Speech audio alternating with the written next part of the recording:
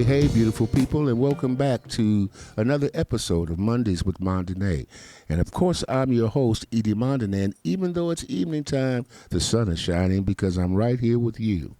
Well, we want to talk about life, love, liberty, and truth.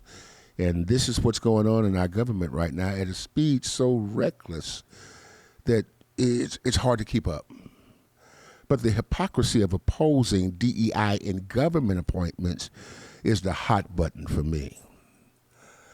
The hypocrisy in the White House administration's opposition to diversity, equity, and inclusion, say their names. And merit-based hiring is beyond preposterous. Now let me be clear about something. DEI and merit-based systems prioritize qualifications, experience, and expertise, something that past political appointments have often ignored. There's a false narrative being spun, a false argument against DEI.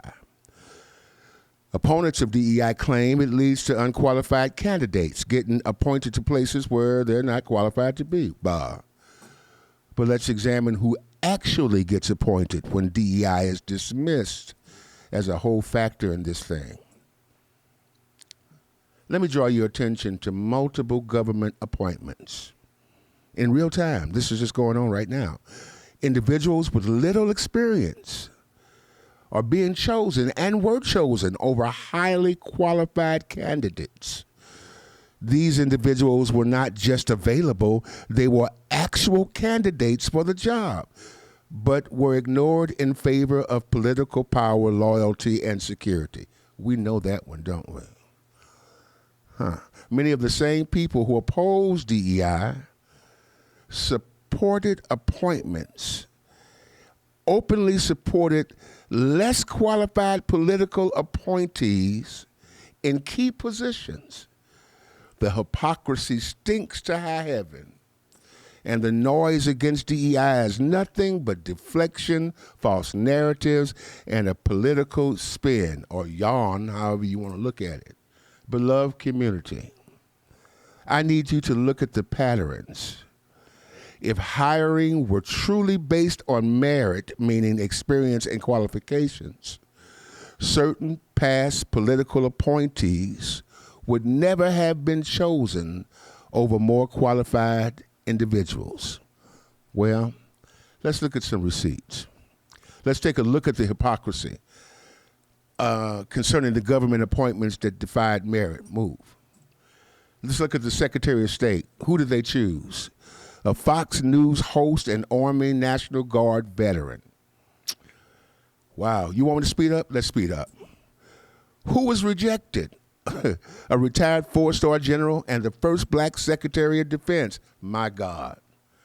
A merit-based system would have never prioritized a media personality over a seasoned military leader with decades of experience. Let's look at number 2, the Attorney General. Who did they pick? A former Florida attorney, an attorney general, as a matter of fact, and a Trump impeachment lawyer. Well, who was overlooked? A former chief judge of the U.S. Court of Appeals with 20 years of legal experience. Blows your mind. A merit-based system would have never favored a politically connected lawyer over a top federal judge with judicial expertise. It's Secretary of Treasury, number 3. Who got the job? A hedge fund manager. Who was ignored? An economist and a former chair of the Federal Reserve. A merit-based system would prioritize someone with economic expertise, not a financial executive with a private sector agenda. Oh, God, the Director of National Intelligence, number 4. Who did they appoint? A former U.S. representative who didn't make the cut.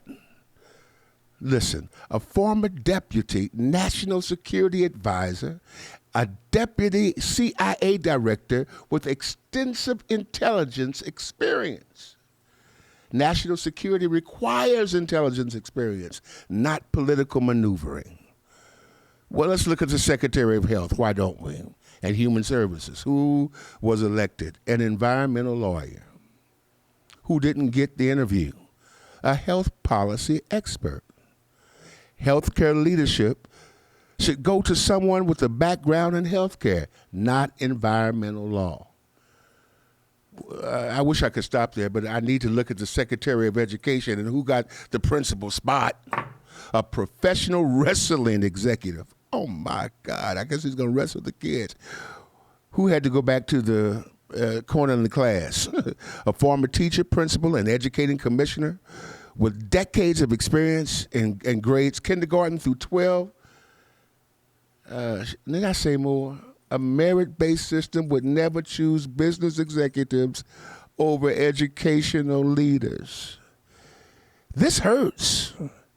And it really hurts the marginalized communities. The impact of these anti-DEI policies is felt most by marginalized folk. When DEI is attacked, it is not just about government appointments. It's about eliminating opportunity for historically underrepresented groups in education, employment, and leadership, making sure that everybody is represented when cooking and eating the pie. It reinforces systemic barriers that have kept qualified Black, brown, and otherwise underrepresented professionals from entering positions that have power. It fosters an environment where blatant racism can thrive, where diverse candidates are dismissed under the false pretense of merit, while political allies with no expertise receive high-ranking roles.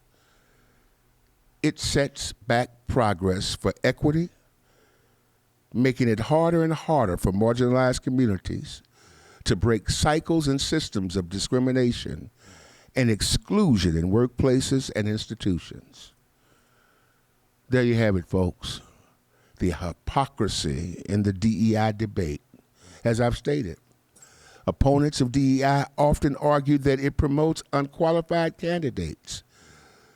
But these same critics have supported political appointments where less qualified people were chosen, way over more experienced and more educated individuals. It feels and looks like a double standard.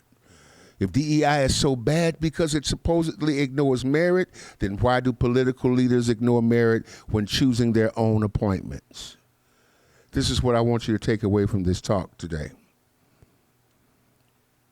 I need you to recognize the contradictions that you're seeing. If people truly believe in merit, they would have objected to these past appointments with an outrage. Be able to look at the false narrative and tell the truth from the untruth. DEI is not about lowering standards. It's about removing barriers so that qualified people who were historically excluded get fair consideration.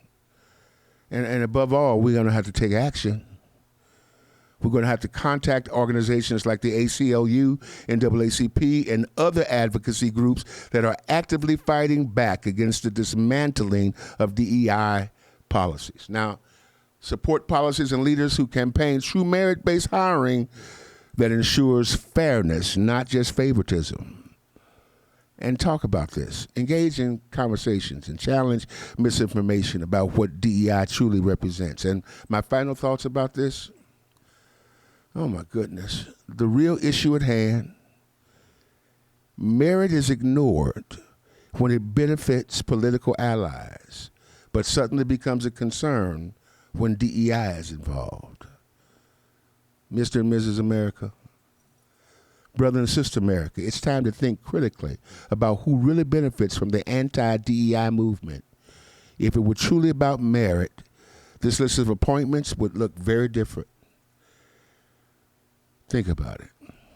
Until next time, I want you to stay vigilant, stay informed, and don't fall for the deception. You know, I talk about a lot about knowing where you came from to know where you're going. Well, I came from the projects of St. Louis, Missouri, and I ended up into the majestic mountaintops of Portland, Oregon. It's been a wonderful journey, and Lewis and Clark took that journey from St. Louis to Portland, and I took it too. It talks about who I am, and as I'm with you often in the in cyberspace or on websites or on the what do you call it, social media, I want you to know a little bit about me and who I am. This book talks about my fantasies, my failures, my triumphs, and more than that, it talks about the resiliency of being able to continue to go forward regardless of the odds. I'd get a copy. It's called From Maladies to Melodies. And I hope that you enjoy it and give me some feedback. God bless. Hey, it's time for you to come to Post Shine. Check out that catfish sandwich. Oh my goodness, is that the shrimp po' boy? Man, look at that chocolate chip cake. Man, I need to get over to Post Shines at 8139 North Denver right now because this food looks delicious. Or call if you'd like, 503-978-9000. And don't miss it, you'll be sorry. In times gone past, we find ourselves making excuses so that people reminded, ooh, I've got to get home and tend to the brand new missus. I need some time alone. Can't just wait until I finish texting on my phone.